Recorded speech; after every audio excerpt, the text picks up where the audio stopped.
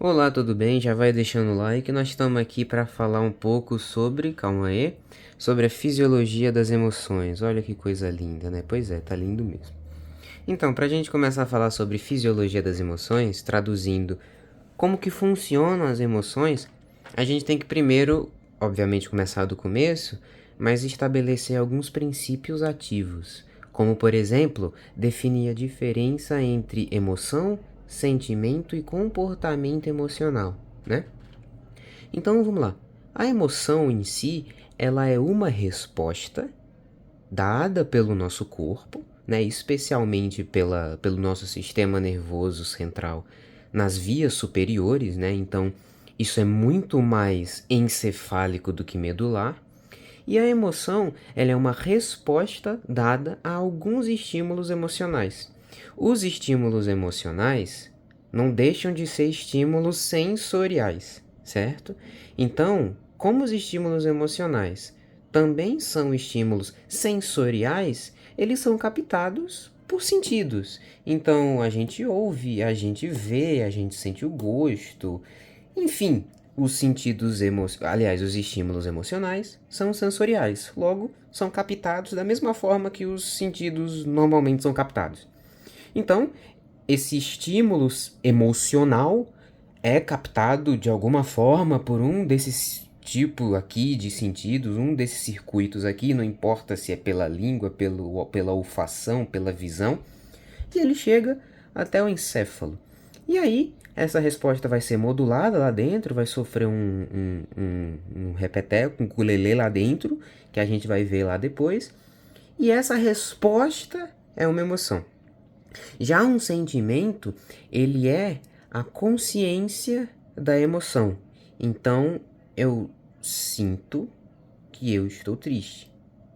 Logo, é um sentimento. O sentimento é a consciência da emoção. Então, essa foto aqui do bebezinho brincando com a cobra mostra que o processo emocional e de sentimento ele precisa do córtex também, certo? De que forma a gente consegue provar isso? Vamos lá. Essa criança aqui tá olhando para essa cobra. Essa informação visual tá aferindo pelo olho. Passa pelo quiasma óptico, enfim, passa pelo ukulele todo e chega até aqui atrás no córtex visual. O córtex visual, a partir do momento que recebe essa informação lá do nervo óptico, ele sabe que vê. Ou seja, a criança vê a cobra. Só que depois, essa informação que chegou aqui no córtex visual, ela migra para uma região aqui do lado do córtex visual. Basicamente essa região logo aqui atrás, ó, que é o córtex visual secundário. Né? Esse aqui é o primário, e essa informação, depois que chega no visual e é processada e interpretada como imagem, desinvertida, enfim, ela vai para a região aqui do lado, foca meu querido, aí boa, que é o córtex visual secundário, que é uma área de associação. O que significa dizer?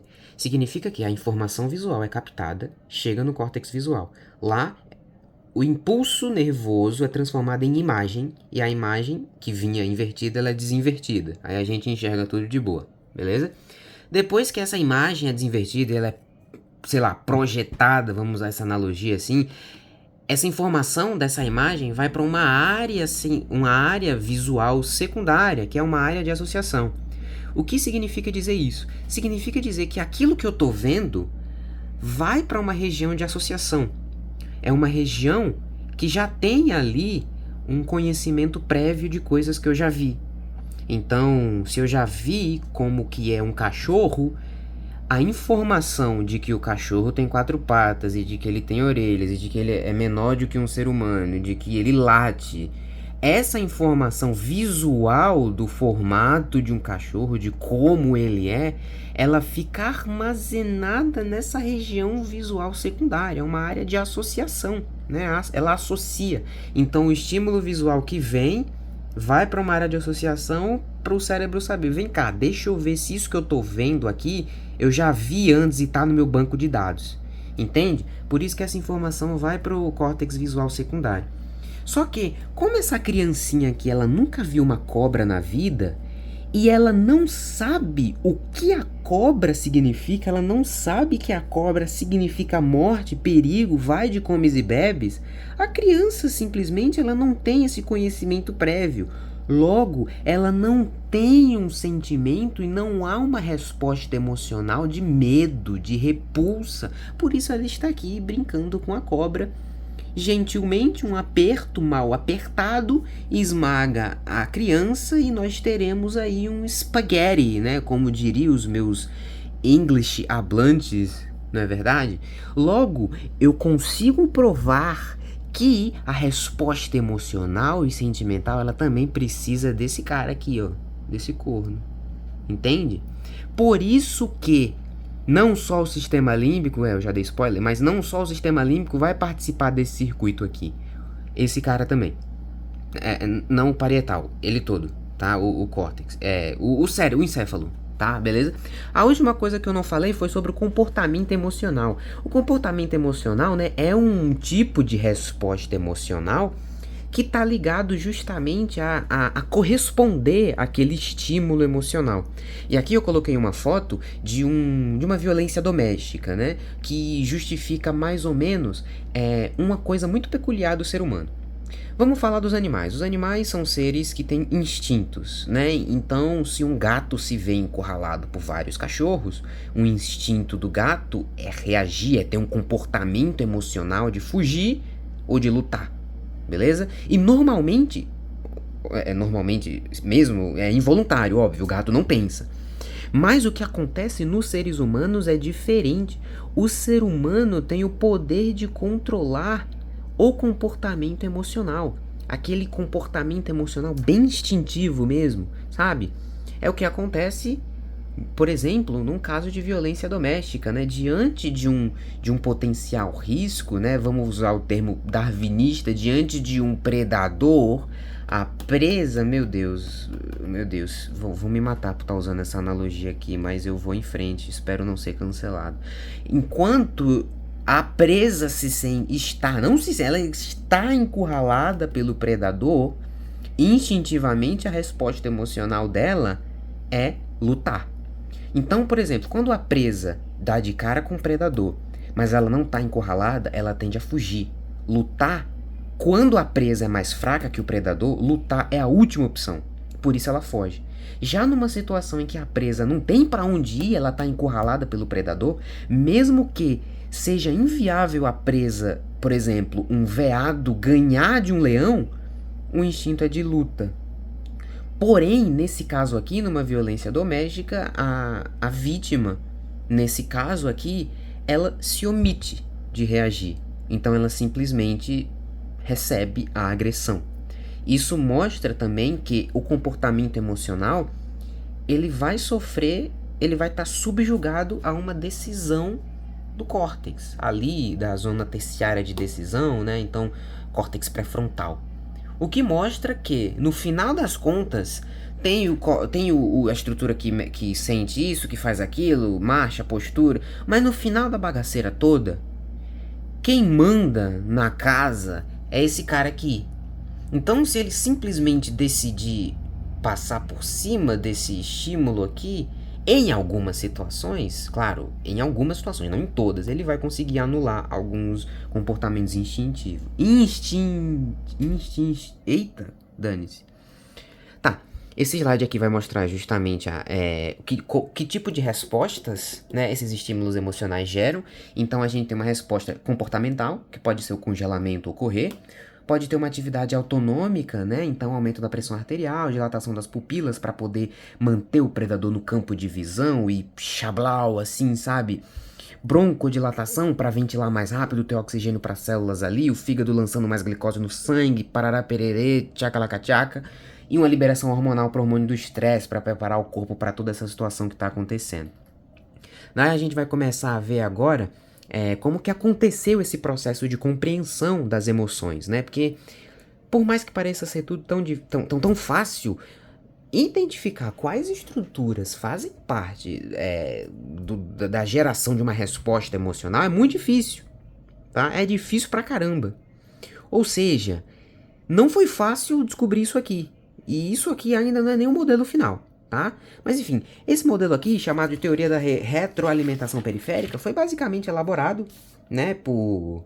Deixa eu ver aqui o nome do cara, tá? Eu tô colando mesmo porque eu não vou lembrar. James e outro cara chamado Lang.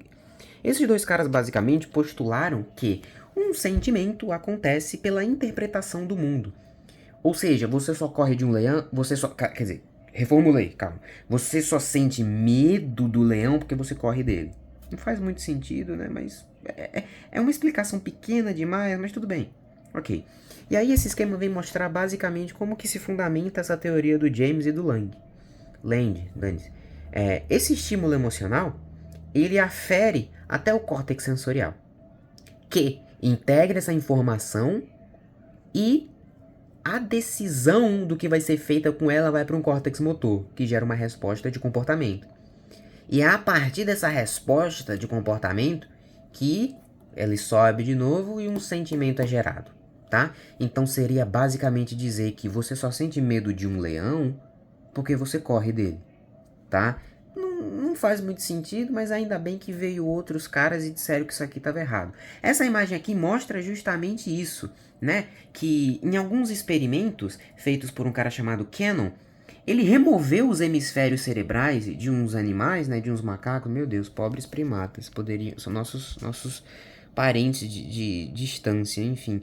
Ele removeu os hemisférios dos macacos e ele percebeu que mesmo sem os hemisférios, essa resposta continuava acontecendo, essas respostas emocionais de medo continuavam acontecendo. Logo, esse negócio aqui, né, de que o estímulo vem pro córtex, aqui córtex e tal, aí depois tem o sentimento, isso aqui não funcionava, né, porque se o Cannon lá removeu os hemisférios e isso aqui não tem mais, ainda continuava acontecendo uma resposta e um sentimento.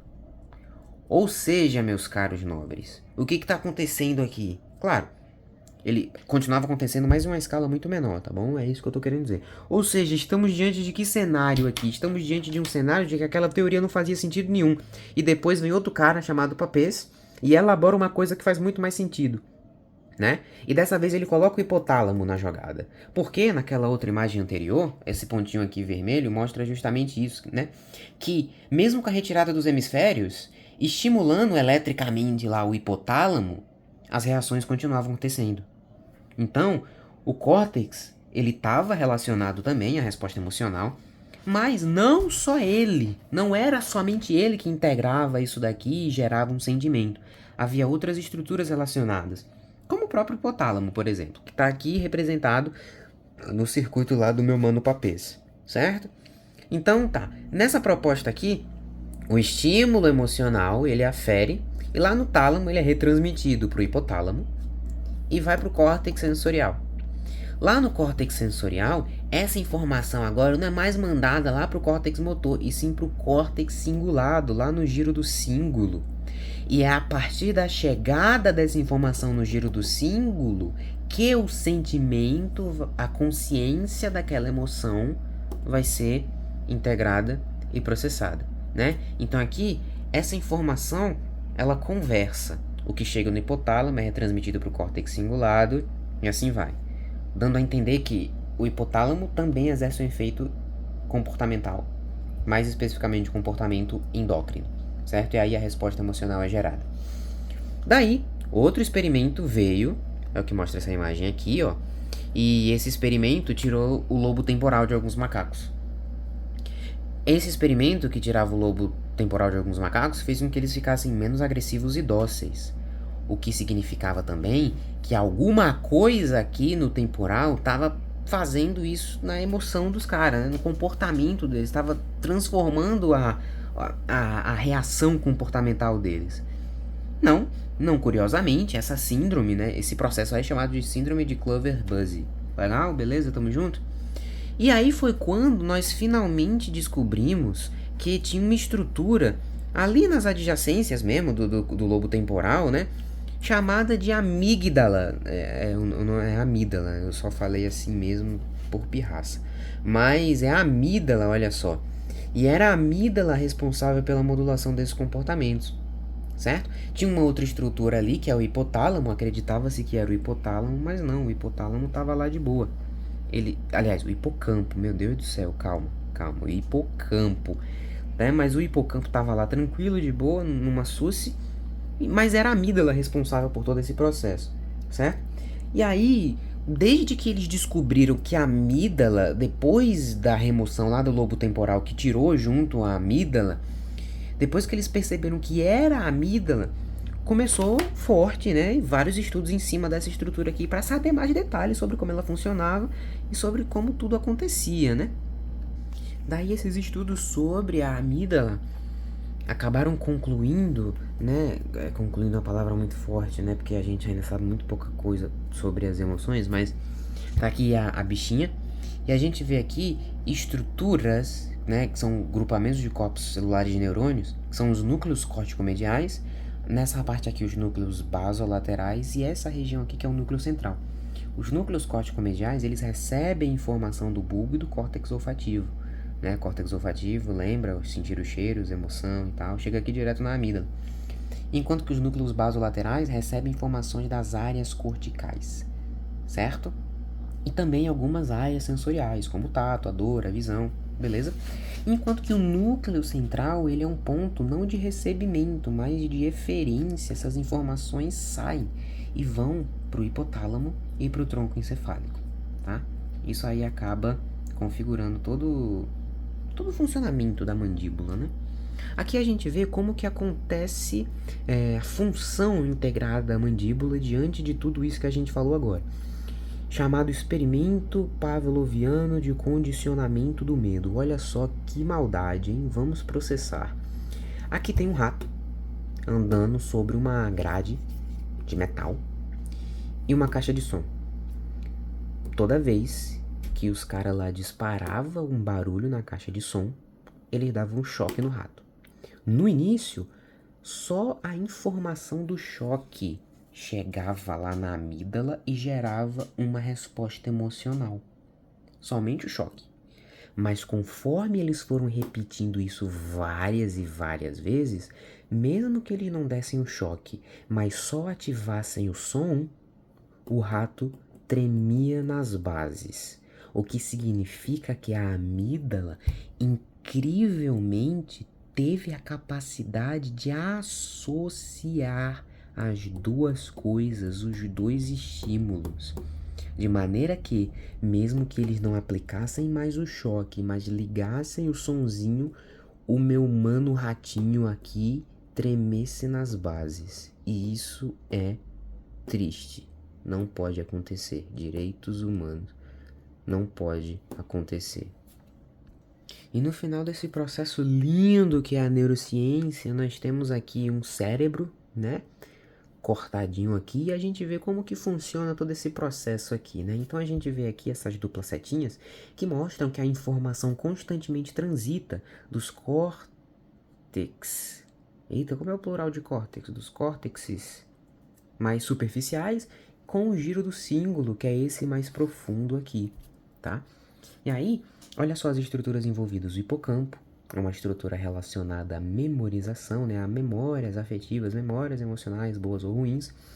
Daí, por exemplo, essa informação daqui do córtex cingulado pode vir para o hipocampo, né? A informação daqui, ó, do hipocampo pode vir também para o hipotálamo, do hipotálamo pode vir para essa região aqui dos núcleos anteriores do tálamo, perto da aderência intertalâmica, e a gente vê isso aqui.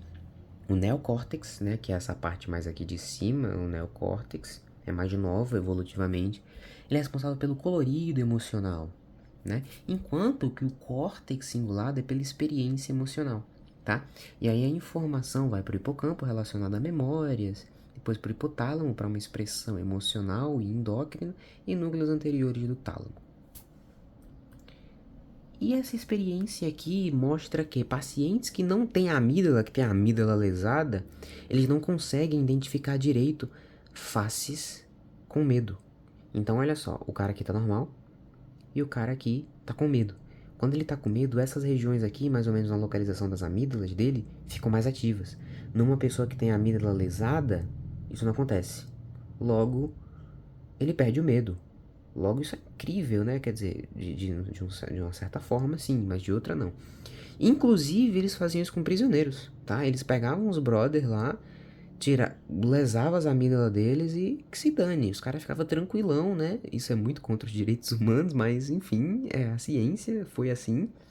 Ah, e outra coisa também que eu esqueci de falar é que a amígdala também se comunica com uma região muito importante do neocórtex, que é o córtex orbitofrontal.